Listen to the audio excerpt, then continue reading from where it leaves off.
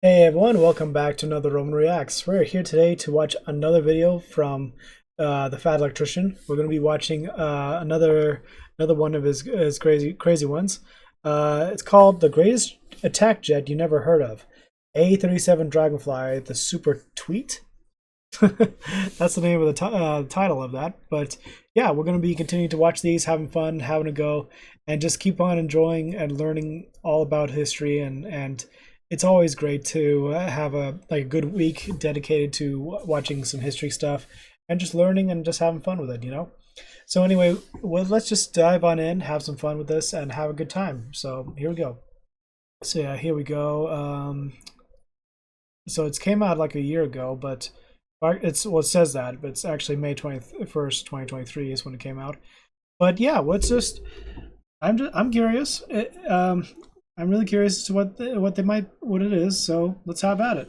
Pretty much everybody already knows about America's gun with wings, the A-10 Warthog, and a ton of more people already know that its grandpa is the original Thunderbolt, the P-47, and its dad is the A-1 Skyraider. But pretty much nobody talks about the A-10's mom, which is actually where it got the DNA for a nose-mounted minigun. Today we're talking about the A-37 Dragonfly, aka the Super Tweet.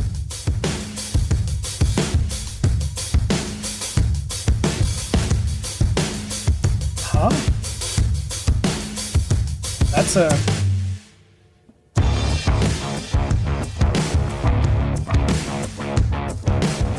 Ladies and gentlemen, that is a 5,000-pound fighter jet carrying 3,000 pounds of napalm. That is literally a ton and a half of firepower in a very small package. Series 4 deatomizer. That's what I'm talking about. Noisy cricket. And on the off chance that 3,000 pounds of jungle jelly wasn't going to be enough to get the job done, it also has a GAU-2 minigun underneath the hood, capable of firing 3,000 rounds per minute. The only downside with that was it could only actually carry 1,500 rounds with it, but hey, it's going to be a wild 30 seconds. It was okay at best. I wasn't talking to you. Anyways, as I was saying before I was rudely interrupted, the A-37 is the aerial equivalent of a go-kart covered in guns. This thing is absolutely tiny. To put it into perspective, the F-4 Phantom, which was the other fighter jet used all the time during Vietnam, was weighing in at 55,000 pounds, and the Dragonfly is coming in at 5. However, despite its small stature and the fact that it gets literally no recognition for it at all, it is arguably the most effective fighter jet of the entire Vietnam War. Once upon a time in 1952, the United States Air Force came out and said, hey, we need to incorporate more jets into our fleet. The only problem is we don't have many pilots that actually know how to fly a jet, so we need to get a new type of jet trainer plane that we can train all of our pilots on. Cue the Cessna T-37. It was absolutely perfect. It was small, cheap, easy to take off, easy to land, super easy to fly, and it had side-by-side seating for an instructor and a student. This jet was so perfect that it was actually the US Air Force's primary jet trainer for 52 years. It didn't retire until 2009. The only problem with the T-37 is that it generated a very, very high-pitched shrieking noise while it was running. Yeah, that's a lot of noise.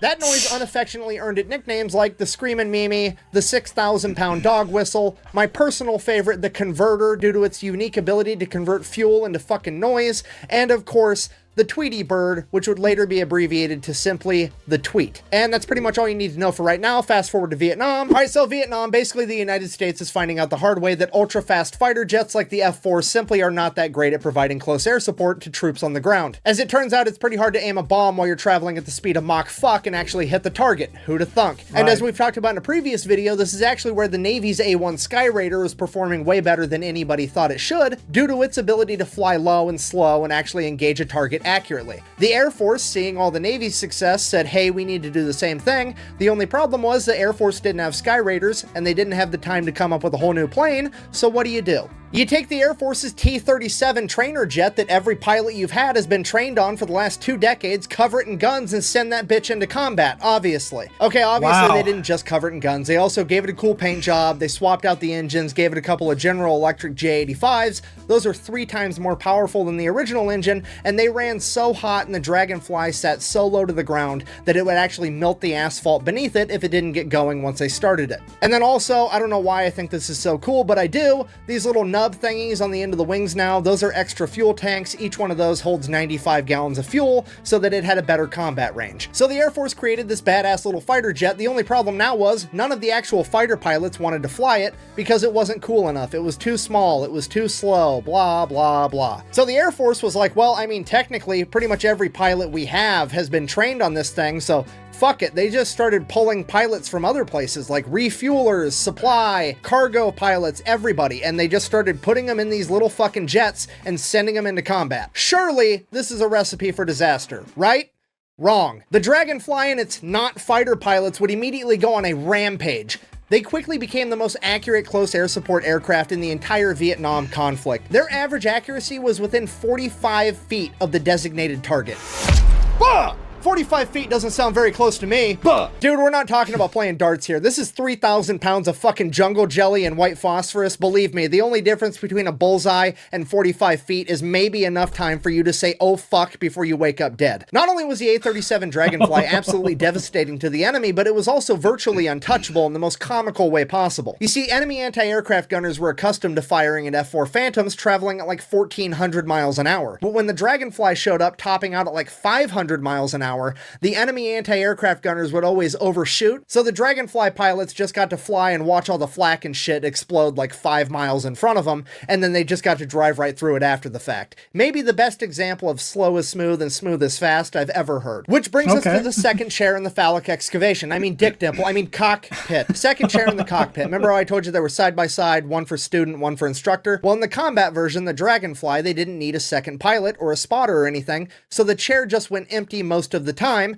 because, well, it was more weight for sticky fire. That was until word got out that these planes pretty much never got shot down, and then all the bigwigs wanted to go on a ride so they could be in a combat mission. If you're not picking up what I'm putting down, I'm trying to tell you that that second seat in the A-37's cockpit, it's kind of like that chair in the corner of the hotel room. It pretty much goes unused, and if it is being used, whoever's in it's probably just there to watch. I cannot believe I made that fucking joke. But wait, there's more. Not only is it super accurate, not only is it very safe, it's also extremely easy to maintain and really cheap. The Dragonfly has a 2-to-1 maintenance ratio, meaning that for every hour it's flying, it requires 2 hours of maintenance. This means you can give 2 Dragonflies to a crew of maintainers, and they're able to keep one of those birds in the air 24/7 all the time if that's what the mission requires. This is the epitome of accuracy by volume. So just to be clear, when it comes to close air support during Vietnam, it is the most accurate, the safest, and the easiest to maintain aircraft, and you get all of that for $400,000. And that is exactly why nobody knows about this fucking plane. Okay, if you're not picking up what I'm putting down, I'll explain it just a little bit slower. The United States military just took a bunch of pilots with subpar training for the tasks that they were assigned, stuck them inside of subpar fighter jets, and then sent them into combat. And then they somehow outperformed the fighter pilots that had actual fighter pilot training and the enormous, super expensive fighter jets. Now be honest, do you really think that the politicians and high-ranking military officers that are in charge of budget-related shit are gonna let the world know that? Absolutely not. Okay, we can't have everybody running around knowing that the napalm coming out of a $400,000 plane is just as hot as the napalm coming out of a $5 million plane. It'll be fucking anarchy. As far as the world needs to be concerned, the more money we spend to kill a motherfucker, the more dead he is.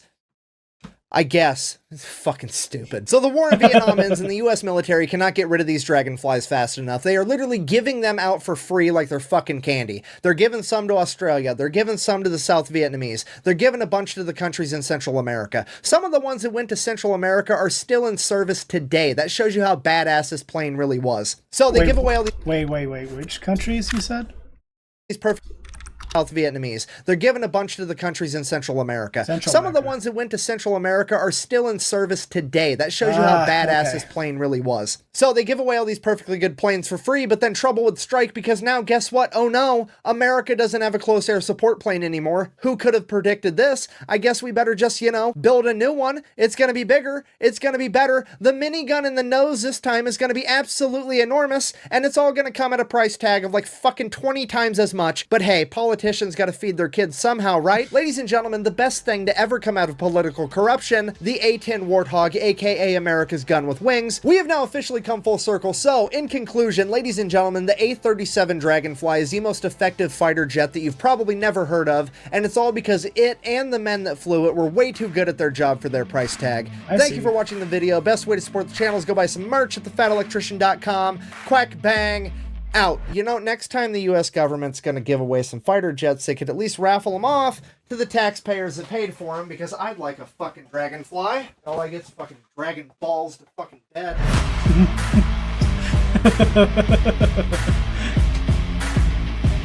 My gosh. It makes sense now. It makes sense where they had to get those kinds of things for close air support. You would think like the helicopters that were used to be able to provide air support, they'll get shot down. They're always getting hit with machine guns and like rocket launchers and probably some other anti-air means, where the jets, they just able to fly on in, because North Vietnamese, they probably didn't have that many jets, or they were provided by China, who was funding for them to win. So realistically, this was a bit of a different take with this giant thing, which was meant for training, and then they just strapped down a bunch of guns and bombs, and what do you know? It worked.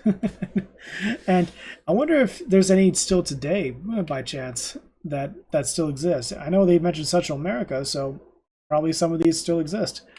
Probably just for training purposes. You never know. But yeah, the Warthog, that's definitely the biggest upgrade we got. Sure, a lot of money involved in its creation, but it's still a really amazing weapon. So especially when you hear that sound it makes when it's just shooting down bullets, and you don't hear the noise until like a few seconds later, and then you're just gone. So anyways, that's it for me, guys. Hope you enjoyed my reaction to this. This was a lot of fun. I did enjoy this. It was a lot, and it was good and educational, especially Vietnam, which sadly not a lot of people learn about the history about it too. So I'll post the original video in the link down below. I'll leave a thing for Fat Electrician up here. Check out something random over here, including the subscribe button. We'd love some more, and I'll catch you all in the next one. Okay, so as always, Romans, salute. If you like Romans content and wish to see more, like and subscribe to continue to support the channel.